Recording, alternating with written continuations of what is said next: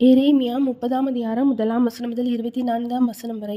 கர்த்தராலே எரேமியாவுக்கு உண்டான வார்த்தை. இஸ்ரவேலின் தேவனாகிய கர்த்தர் சொல்கிறது என்னவென்றால், நான் உன்னோடே சொன்ன எல்லா வார்த்தைகளையும் ஒரு புஸ்தகத்தில் எழுதிக்கொள். இதோ நாட்கள் வரும் என்று கர்த்தர் சொல்கிறார். அப்பொழுது நான் இஸ்ரவேலும் யூதாவுமாகிய என் ஜனத்தினுடைய சிறையிருப்பை திருப்பி நான் அவர்கள் பிதாக்களுக்கு கொடுத்த தேசத்துக்கு அவர்களை திரும்பி வர பண்ணுவேன். அதை அவர்கள் சுதந்திரித்துக் கொள்வார்கள் என்று கர்த்தர் சொல்கிறார். இவைகள் கர்த்தர் இஸ்ரவேலையும் யூதாவையும் குறித்து சொன்ன வார்த்தைகளே.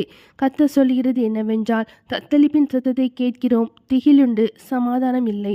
ஆணாய் பிறந்தவன் பிரசவிக்கிறதுண்டோ என்று கேட்டு பாருங்கள்.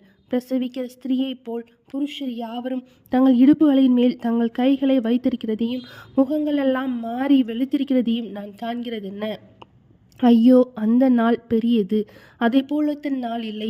அது யாக்கோபுக்கு இக்கட்டு காலம், ஆனாலும் அவன் அதற்கு நீங்களாகி ரட்சிக்கப்படுவான். அந்நாளில் நான் அவன் நுகத்தை உன் கழுத்தின் மேல் இராதபடிக்கு உடைத்து உன் கட்டுகளை அறுப்பேன் என்று சேனைகளின் கர்த்தர் சொல்கிறார்.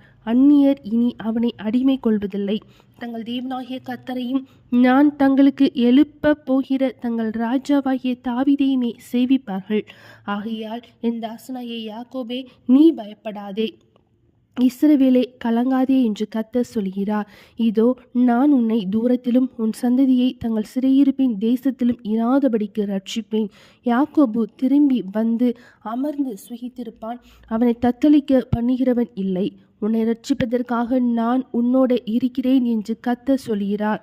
உன்னை சிதறடித்த எல்லா ஜாதிகளையும் நான் நிர்மூலமாக்குவேன்.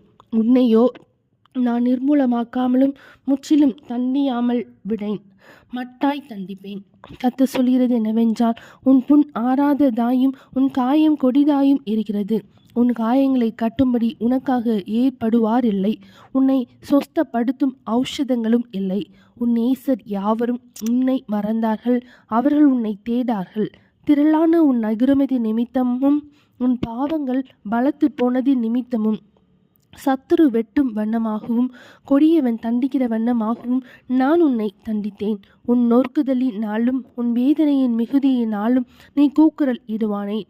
திரளான உன் அக்கிரமத்தின் நிமித்தம் பலத்து போன உன் பாவங்களின் நிமித்தமும் இப்படி உனக்கு செய்தேன். ஆதலால் உன்னை பட்சிக்கிறவர்கள் யாவரும் பட்சிக்கப்படுவார்கள். உன் சத்துருக்கள் எல்லாரும் சிறைப்பட்டு போவார்கள். உன்னை சூறையாடுகிறவர்கள் சூறையாடப்படுவார்கள். உன்னை கொள்ளையிடுகிற அனைவரையும் கொள்ளைக்கு ஒப்பு கொடுப்பேன். அவர்கள் உன்னை விசாரிப்பாரற்ற சீயோன் என்று சொல்லி உனக்கு தள்ளுண்டவள் என்று பெயரிட்டபடியால் நான் உனக்கு ஆரோக்கியம் வர பண்ணி உன் காயங்களை ஆற்றுவேன் என்று கர்த்தர் சொல்கிறார். கர்த்தர் சொல்கிறது என்னவென்றால், இதோ நான் யாக்கோபுடைய கூடாரங்களின் சிறையிருப்பை திருப்பி அவன் வாசஸ்தலங்களுக்கு இரக்கம் செய்வேன். நகரம் தன் மண்மேட்டின் மேல் கட்டப்பட்டு அரண்மனை முன்போல நிலைப்படும். அவைகளிலிருந்து ஸ்தோத்திரமும் ஆடல் பாடலின் சத்தமும் புறப்படும். அவர்களை வர்த்திக்க பண்ணுவேன், அவர்கள் குறுகி போவதில்லை. அவர்களை மகிமைப்படுத்துவேன், அவர்கள் சிறுமைப்படுவதில்லை.